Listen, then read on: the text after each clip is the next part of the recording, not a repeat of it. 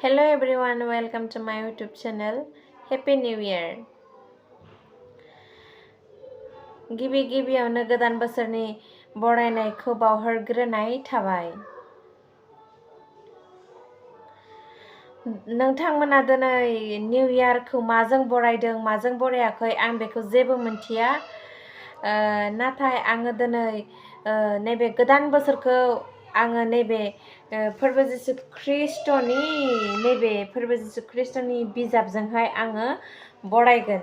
नैबे 2023 मायथाइखौ आगान सुरलांगोन आं नैबे गोथार बाइबेल बिजाबजोंहाय।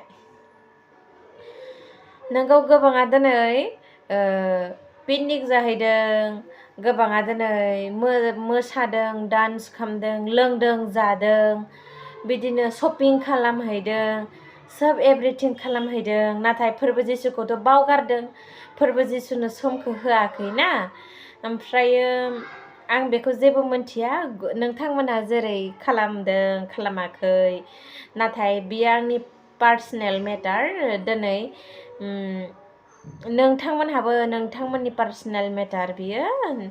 ओमफ्राय आं दिनै फोरबो जिसुखौहाय नैबे बाइबेलजों आङो माने बरायगोन निउ इयारखौहाय। सिगाङावनो थौदो आं बाइबेल सिरि फरायनोसै। खर' लिरदों गुबुनखौ बिसार खालामनाय। आङो बर' रावजोंनो फरायगोन लोगोफोर। Matthew chapter 7 verse 1-3। माथाइ 7:1-3 सिरिसिम। नोंसोरो गुबुनखौ बिसार दाखालाम, नोंसोरो इसोरजों बिसार खालामजाफिनि बादि। मानोना नोंसोरो गुबुनखौ जेरै बिसार खालामगोन, बेबादिनो नोंसोरखौबो इसोरा बिसार खालामफिनगोन।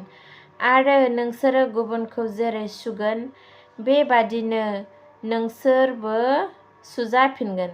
बे बाइबेलखौ इसोरा जों साफ्रोमखौबो आशीर्बाद खालामथोंसै। धन्यबादसै।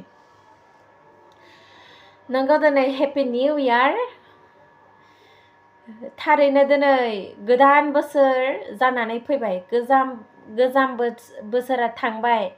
मैयानो लास्टमोन 12ता समसिम, आरो 12ता हरनि 12 बाजिनाय लोगो लोगो गोदान बोसोर जाबाय। गोदान बोसोर जाबाय, गोदान थांखि जाबाय, माने गोदान गासैबो माने गासैबो गोदानाव आगान सुरबाय, आगान होबाय। हेपि निउ इयार जाबाय।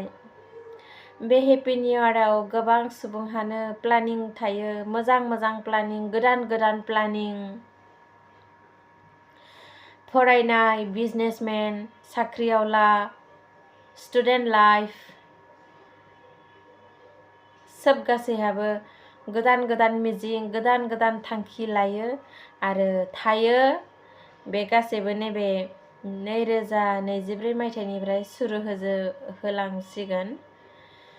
जायफोरा आरो फरायदोंमोन मोनसे क्लासाव, बियो आरो पास जानानै मोनसे क्लासाव बा मोनसे थाखोआव थांबाय। गोदान क्लास, गोदान बुक्स, गोदान टिचार्सफोरखौ मोनहैजोबसिगोन।